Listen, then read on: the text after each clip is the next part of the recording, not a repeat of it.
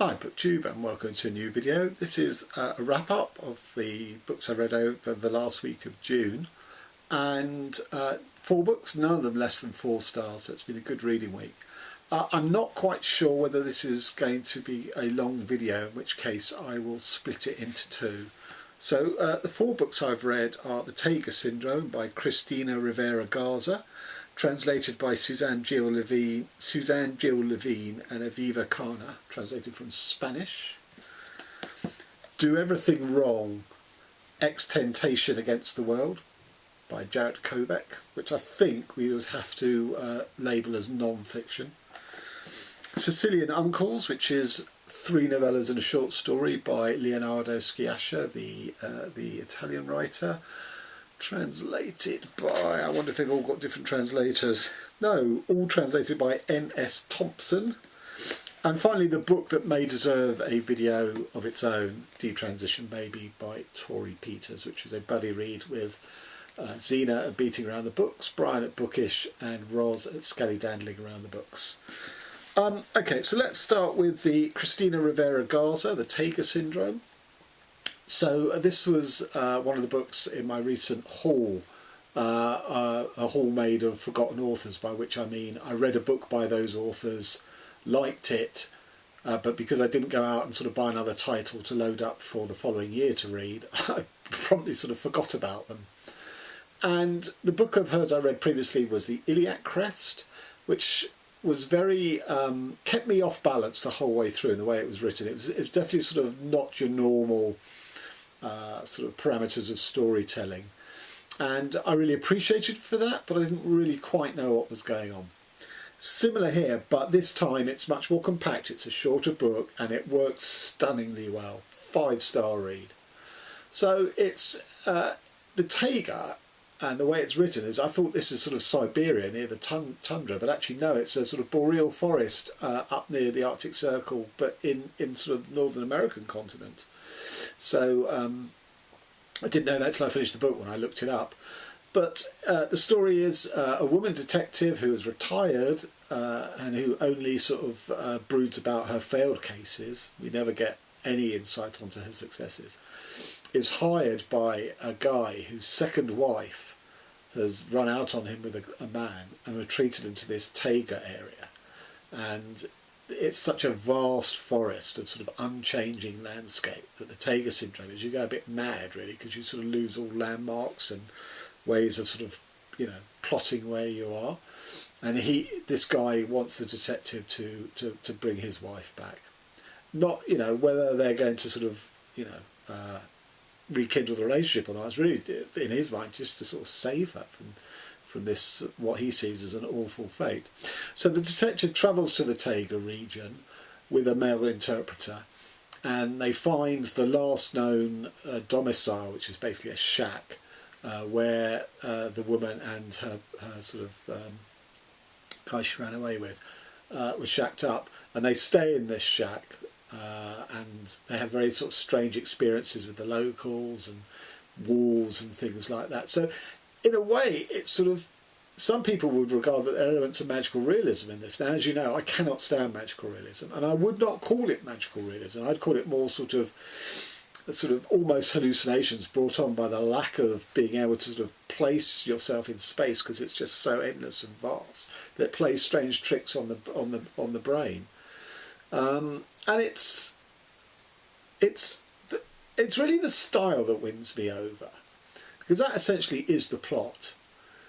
And the style is, there's lots of repeated motifs, such as the wolf, such as a feral boy, such as the rich man in the village, who's the only one with electricity, so that when the woman detective has this constant sort of feeling of being watched, initially she thinks that, you know, there's a camera hidden somewhere, but then she realises there's no electricity, so it can't be. So there are all these sort of motifs that sort of weave in and out, and the way I came to sort of envision it is that there's a piece of tapestry or needlepoint that's on a stand in the middle of the room, and you walk up to it, and then you sort of, you know, you stitch or sew, whatever it's called, a couple of strands in one colour, and then you walk away. And then you walk back up to it, and then you fill in some more of the tapestry, but in a different colour. And it's this sort of beautiful weaving. In places it's quite abrupt, or it veers into something else, but because these are repeated and extended motifs, it doesn't feel clunky, it doesn't feel repetitive, it's just brilliantly done. As I say, it's almost a sort of a landscape piece rather than a portrait piece. It's not really about the characters, although there are some sort of very, very good one-liners about the nature of relationship, about the nature of love. You know, what happens when love dies? That moment, what does it mean? That's when you walk off into the great void, as happened here. It's hard. Again, you know, she's had this sort of off-kilter effect on me, but here in a really positive way, much more than the Acress, as I say, because it's tighter, it's shorter, it's more punchy, and it's more seamlessly done. So I love the reading experience of this. 5 stars.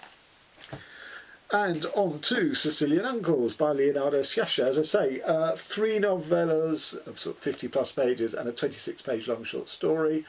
I was going to give it 4 stars, but then I came to the last story, which is the one I'll concentrate on, and that just raised it up to 5 stars.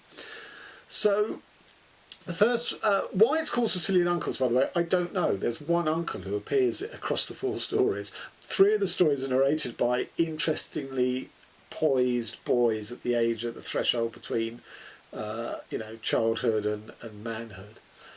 So the first story is about an American aunt who sort of from Sicily, who basically keeps her family from utter poverty by sending them stuff from America.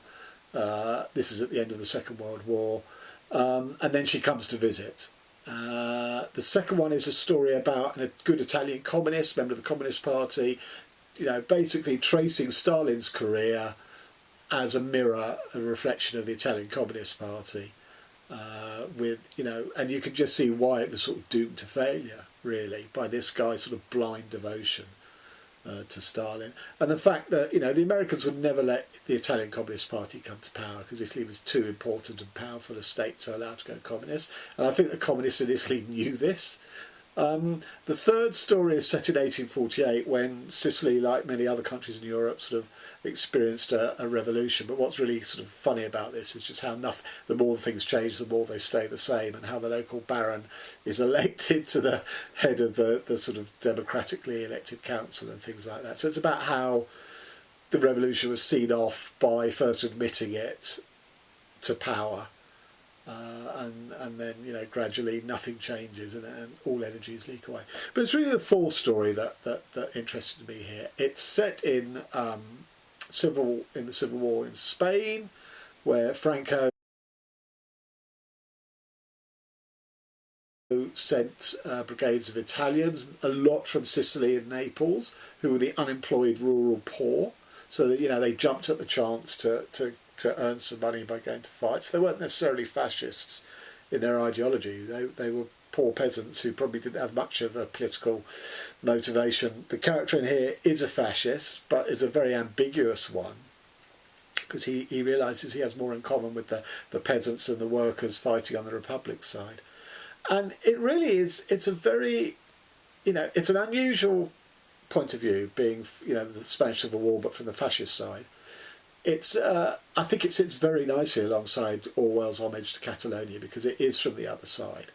It gives a fascinating insight into the anarchists and their kind of how they've conducted the war as anarchists, where, you know, it's hard for an anarchist brigade to take orders from a you know, an officer, because they're anarchists, that kind of thing. But it's really well observed in a way that, you know, Orwell observed the differences between the anarchists and the Stalin's poo brigades. But also there's a really fascinating insight into a female who's a prostitute, effectively, a Spanish prostitute, whose husband has gone over to fight on the side of the Republicans. She hates him for that because the Republicans killed her father. And it's how everything is a sort of a hate fuck on her part, that this is her revenge. But she likes the Italians because they've taken the trouble to come over to support the cause of fascism. It's just, again, brilliantly done. So all in all, I just thought this, you know, that story elevated this collection up to 5 stars. And on to Jarett Kobek, Do Everything Wrong, Tentacion Against the World. So Tentacion was a Florida rapper who had a very, very sort of brief flaming star before he was shot dead. And he broke into the Billboard Top 100 with some of his songs, without any kind of, obviously, radio play or other support. It was a mixture of a few gigs that he played, but the fact that he lived his life online. He was very open, he was very... he had no secrets, but he was a very troubled man because of his background. This is a book about class, poverty, race, celebrity online, and the whole nature of internet fame, which, as we know, Kobek has done before with I Hate the Internet, and even to some extent, if you won't read, then why should I write? But also the character study in here is very akin to the one he did of Atta, the leader of the 9/11 bombers. So, although this is non-fiction, whereas they were all fiction, this is really, really, really good, that blend of social satire as to how the internet works, how fame and celebrity works, with a deep character study of this very troubled, almost schizoid person. Because of his background, he was always getting involved in fights, and he was always getting arrested, but for some reason was never really getting charged and brought up in court, and was continually released. And yet he himself, or not himself, but he was caught on camera so many times having fights and beating up people, and these were put on the internet, so the evidence was there. But he only ever sort of did time in lockup in the sort of the local police jail, not in a proper jail, because he was never really charged with anything. Although he was charged with beating up his pregnant girlfriend at the time in which he died. So again, he never faced justice on that. But it's a fascinating study. It's also very good on music, on how music works on us. Talking about beat, rhythm, timbre, harmony, all this sort of stuff. It's just a really, really good... I'd never heard of Tentacion, and after this book I went to listen to some of his stuff, and it's the point that Kobek makes. It's not his lyrical content, it's just something about that voice comes across and translates as a sort of inhuman, non-lingual scream of pain. And there's a lot of, Kobek has a lot of, he has sympathy for the girlfriend, but he's also aware that she also was a fame wannabe and conducting her life online. He acknowledges Tentacion's, terrible exploits, and how he was the person of colour who even liberals could dissociate from, because he was so violent. There was no sort of political correctness of having to defend this guy.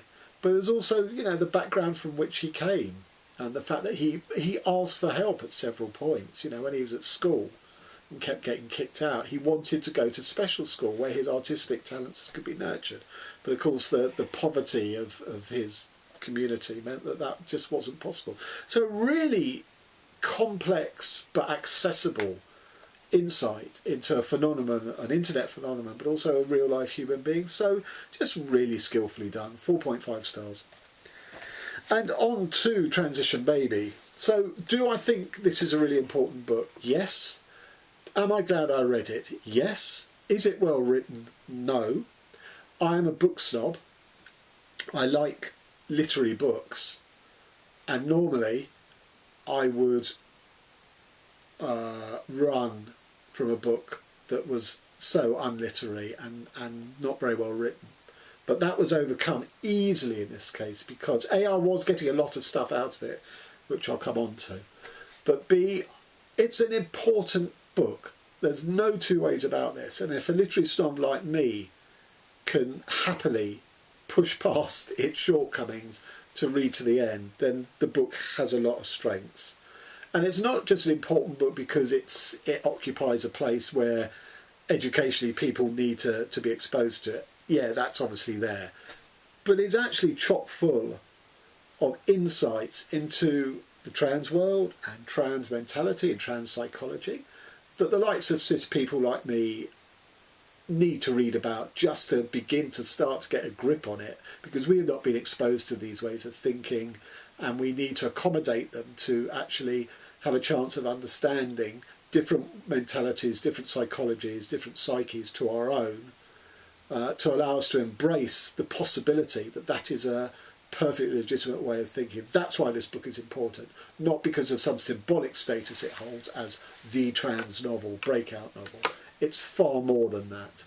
So I hope what I'm going to go and say doesn't include spoilers. In some way I feel it's impossible to have spoilers for this book, because one of its faults to me is the way it jumps around. That I'm sure you all know the plot, which is that a trans couple, Reese and Amy, who are both trans women, have split up, and Amy has detransitioned to become a man again, called Ames. He's having an affair with his boss Katrina, and Katrina falls pregnant. Ames does not want to be a father, but he doesn't want to lose Katrina. So he suggests to her that they put together this rather sort of unconventional, non-heteronormative, three-way sort of parenting relationship, whereby Reese, who wants nothing more than to have a child to be the mother, will sort of take over Ames's parenting role. So it'll be Katrina and Reese mainly as the parents of the child. And that is the thrust of the book. That is where the tension lies. Are these people going to make this work, or is it going to fail? And if so, why?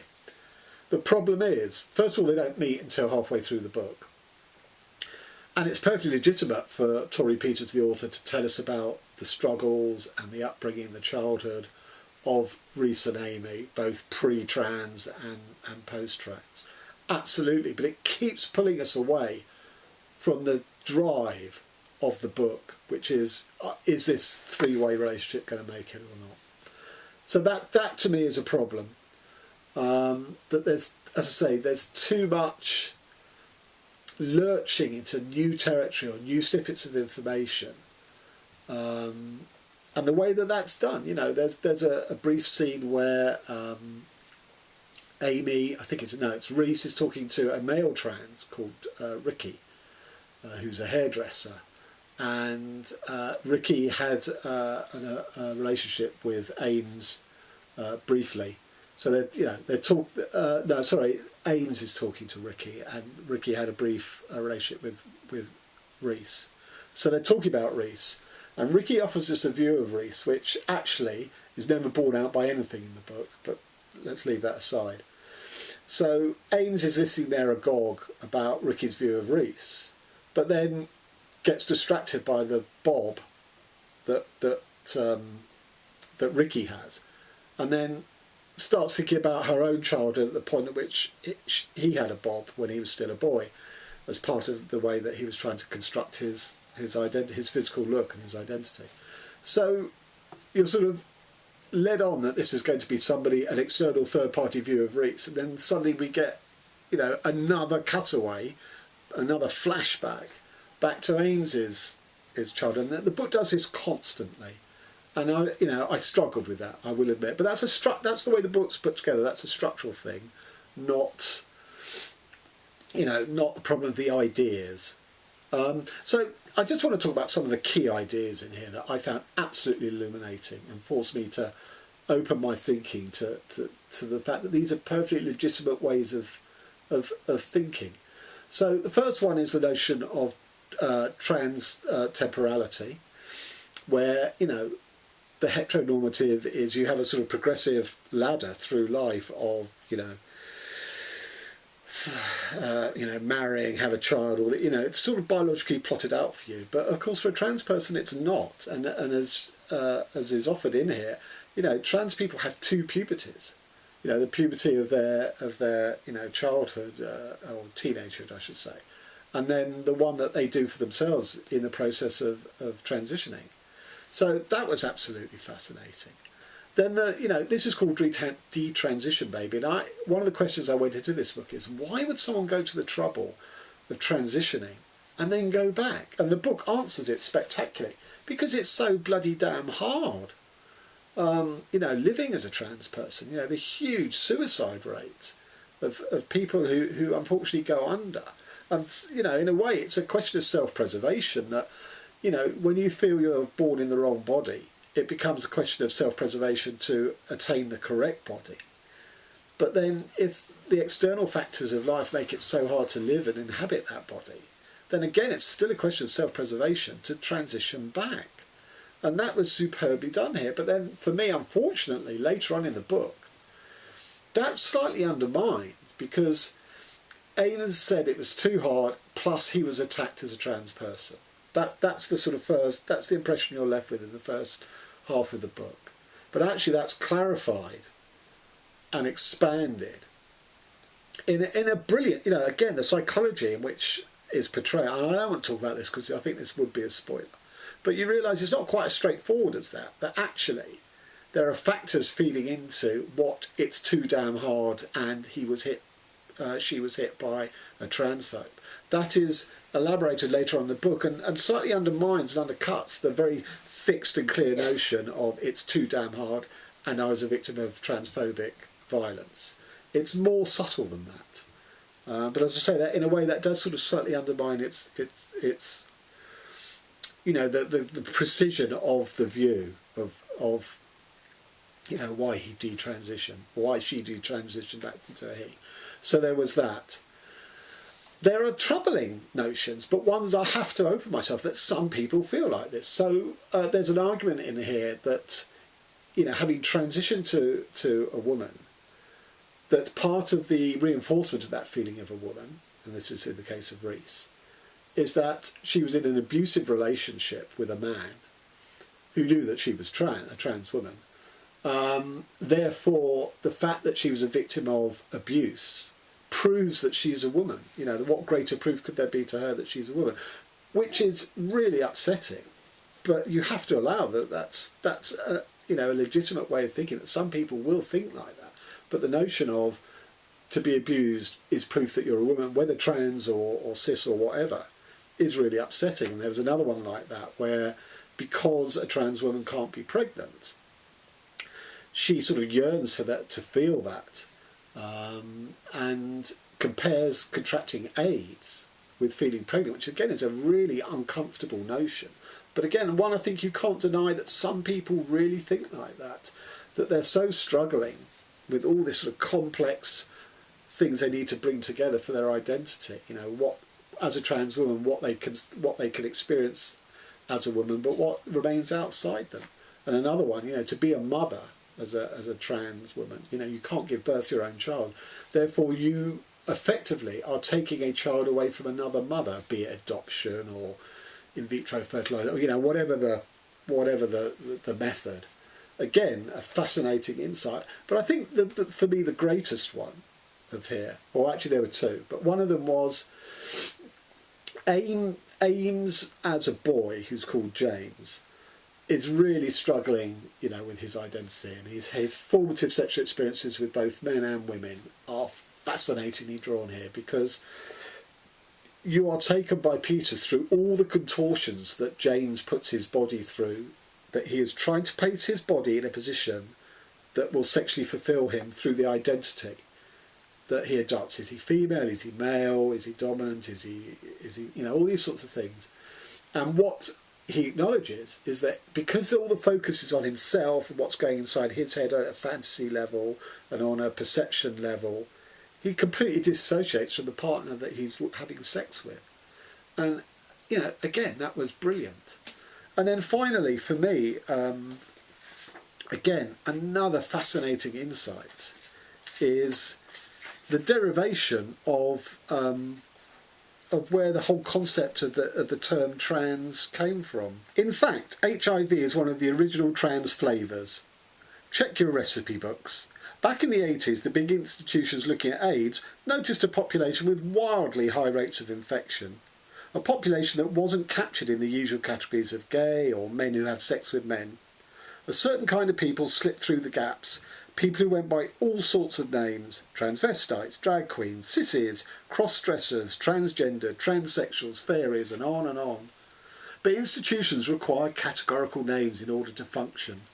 The guys at the CDC can't be writing a new grant or reworking studies every time a Nancy starts calling herself a Nelly.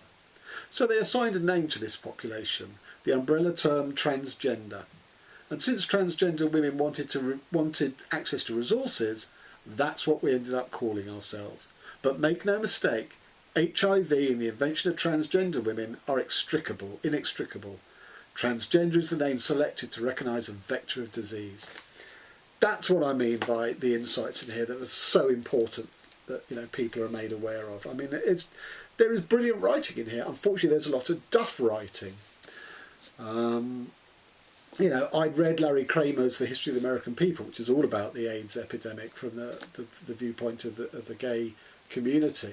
You know, that the Stonewall riots in the late 60s had sort of sparked off the gay liberation movement, but it was really only with the AIDS crisis that the gay community moved into sort of phase 2 of activism and advocacy. And, you know, we're trying to deal with the CDC. As Peters points out here, well, yeah, but there was a subset of that, which was, you know, the trans community faced similar issues and were getting similar neglect from the authorities. So a really, really important book. As I say, you know, I pushed on through a lot of both poor writing and poor structure of the novel. And in the end, you know, that's why I give this 4 stars. Whereas an equivalent book written like that, but without the insights and the important pieces of writing in it, probably would have got, you know, 2 stars. So, you know, I think you know, this should be mandatory reading. Not that, you know, there's a thing such as mandatory reading, but, you know, a really worthwhile read. So there you have it. That is my reading wrap up for the end of June. On to July. Till next time. Thanks very much.